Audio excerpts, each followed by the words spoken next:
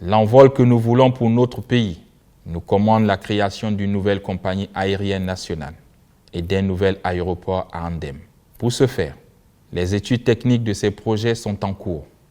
Par anticipation, le gouvernement mènera des travaux d'extension et de mise aux normes de toutes les pistes aéroportuaires de l'intérieur du pays.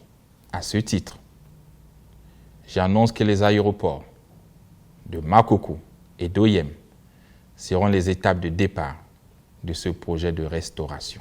De la parole aux actes, la réhabilitation de l'aéroport de Makoko concrétisée après l'annonce du chef de l'État concernant la rénovation de l'aéroport de la capitale provinciale. Le comité pour la transition et la restauration des institutions réaffirme une fois de plus par cet acte son engagement en faveur du développement du pays.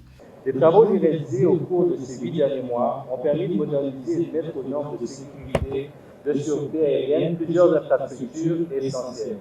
Parmi elles, la construction de 5 km de barrières de sécurité, plus de 300 000 mètres carrés de terrassement, la construction, ici à votre gauche, des nouveaux bureaux polyvalents et de la ville pompier, la réhabilitation complète de l'aérogare, l'installation d'équipements de sécurité, ainsi que l'amélioration des infrastructures techniques telles que la vigie, sans oublier la création de 2 forages. Dans le cadre de son programme de modernisation et d'amélioration des infrastructures, le gouvernement de la transition s'attelle à redynamiser le secteur de l'aviation civile.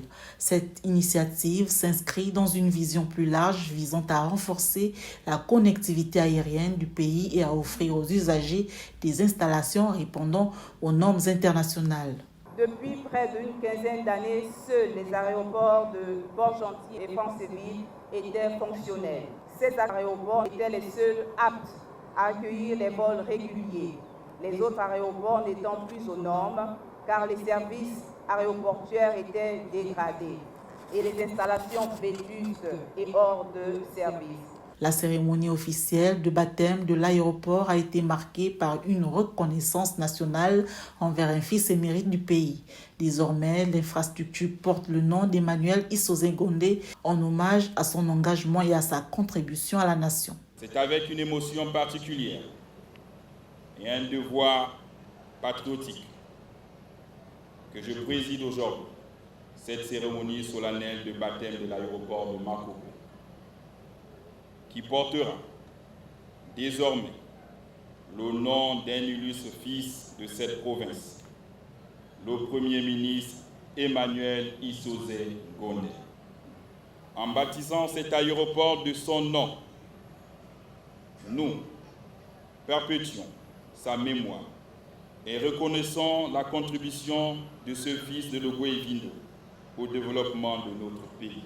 Avec cette modernisation, cet aéroport s'inscrit désormais comme un levier essentiel du développement économique et du désenclavement de la région, illustrant une fois de plus la volonté des autorités de doter le pays d'infrastructures performantes et adaptées aux enjeux contemporains.